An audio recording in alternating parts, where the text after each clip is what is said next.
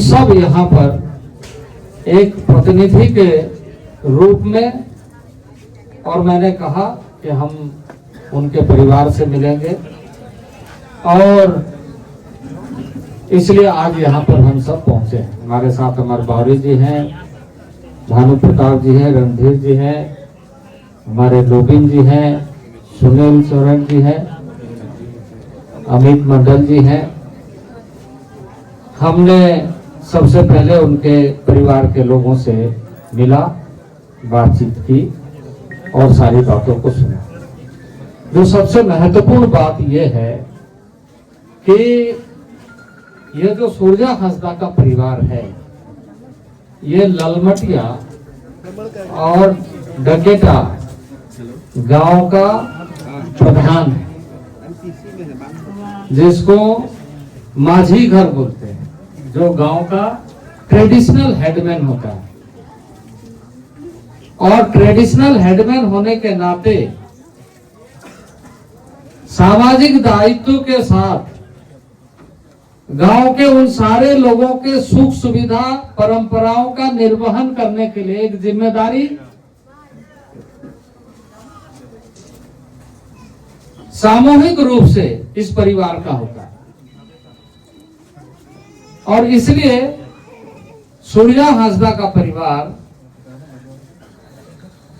इस जिम्मेदारी को निभाते हुए लगातार काम करता रहा है। और यहाँ के विस्थापितों की बात, जो यहाँ के ट्राइबल्स हैं, जनजातीय समाज के हैं, क्योंकि माझी होने के नाते, माझी परिवार होने के नाते अभी भी उनकी माता जी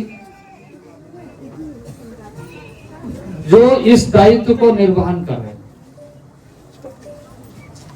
तो स्वाभाविक रूप से अपनी बातों को कहने के लिए सामाजिक दृष्टि से इनका दायित्व, जिसका निर्वहन ये परिवार कर रहा था, और वहां से इनकी यात्रा शुरू होते हुए अपने गांव, अपने समाज और अपने क्षेत्र के लोगों के लिए एक स्वर बना।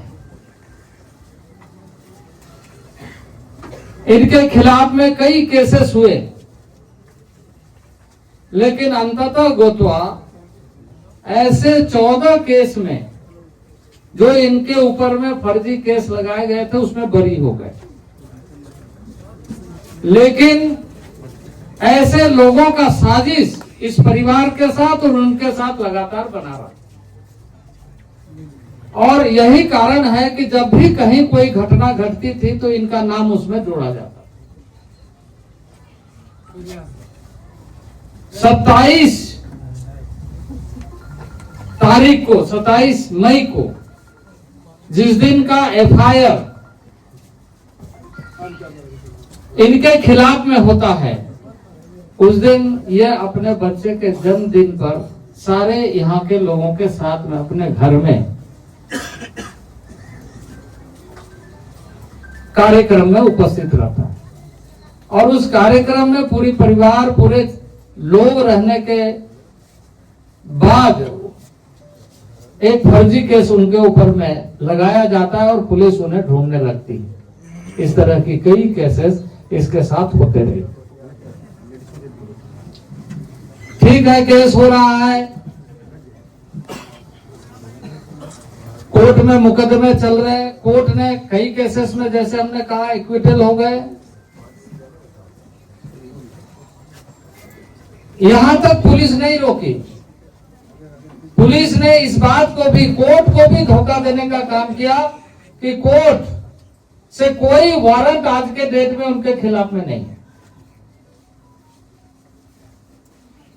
जिस पर उनको कहा जाए कि वो घर से बाहर है, भागा हुआ है। बगैर कोर्ट वारंट के उसको 10 तारीख को गिरफ्तार किया जाता है और 11 तारीख को घोषणा किया जाता है कि पुलिस भूत बैठ में वो मारा है। तो ये एक गहरी साजिश का हिस्सा है। ये यहाँ के परंपरागत व्यवस्था में जो दायित्व निभाने वाला परिवार है, परंपरा को ध्वस्त करने का, ऐसे लोगों का मुंह बंद करने का और ऐसे लोगों को हत्या करने का काम साजिश के तहत किया जा रहा है और मैं समझता हूं कि यह साजिश का शिकार हुआ है। हम सब लोग यहाँ पर इनकी बातों को सुने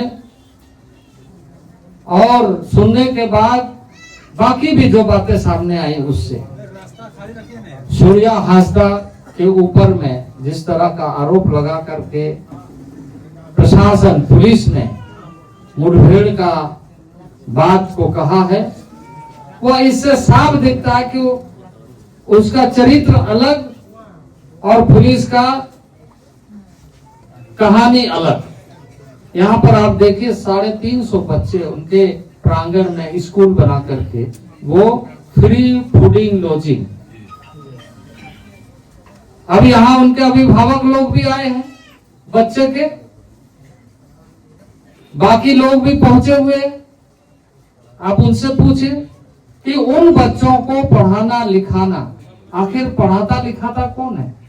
क्योंकि वो भविष्य में अच्छा देखना चाहता है और जब कोई पढ़ता लिखता है तो वो राज्य और राष्ट्र के लिए अपना योगदान देने वाला बन जाता है। ऐसे कार्य करने वाले के साथ में इस तरह का घटना का कहानी गढ़ना मैं समझता हूं कि एक बहुत ही षड्यंत्र का परिणाम है, क्योंकि वो जहां इस तरह के सामाजिक सरोकारों से काम करते रहा वहीं कई बार वो चुनाव लड़े, बहुत कम अंतर से 2 चुनाव जीत हारे, लेकिन जनता के साथ यदि उनका संवाद नहीं रहता तो इतनी बड़ी संख्या में लोग मतदान क्यों करते? तो ये सारा कारण और भी कुछ चीजें हमें जानकारी है, क्योंकि ये जांच का विषय है। उन बातों को अभी हम उस तरीके से नहीं कहेंगे, बल्कि जांच एजेंसी कहे कि वो अपने जांच में। इसलिए हम सब की यहाँ पर अभी, क्योंकि आगे की रणनीति, क्योंकि किसी भी परिवार के साथ ऐसा नहीं होना चाहिए। सवाल इस बात का, सवाल सिर्फ एक सूर्या हांसदा का नहीं, राज्य में किसी के साथ इस तरह का घटना नहीं घटना चाहिए। तो हमारा सबसे पहला कि निष्पक्ष तरीके से जांच करने की व्यवस्था होना चाहिए। दोबारा पोस्टमार्टम, क्योंकि जिस तरीके से जिस साजिश का हमें संदेह है कि उन सारी चीजों को गड़बड़ झाला करने का प्रशासन जरूर कोशिश किया है, कर रहा है और करेगा। यहाँ के जितने लोगों से हमने बातचीत किया है, सबका यही कहना है कि जिस तरीके से, क्योंकि हम रास्ते में भी कई जगह रुकते हुए आए, लोगों से हमने बातचीत किया, पूछा, और उसमें यह बात सामने आई कि ये लिपापोती करने का मामला हो सकता है, क्योंकि इसमें साजिश में बहुत बड़े और बहुत सारे लोग भी हो सकते हैं, कारण भी हो सकता है। तो दोबारा पोस्टमार्टम हो, रिटायर्ड जस्टिस के माध्यम अध्यक्षता में कमेटी गठित हो और पोस्टमार्टम के स्पेशलिस्ट इसको फिर से पोस्टमार्टम करे और नया रिपोर्ट बने। सर भाजपा साथ ही साथ उनके परिवार के साथ सुरक्षा के पूरे, किसी भी तरह का कोई घटना, कोई भी चीज ना हो, इसका ध्यान हमेशा रखे। और आगामी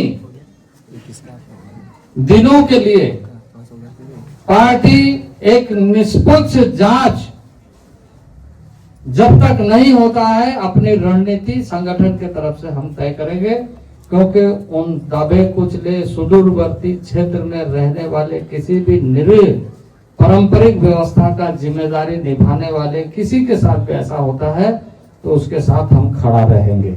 सर क्या लगता है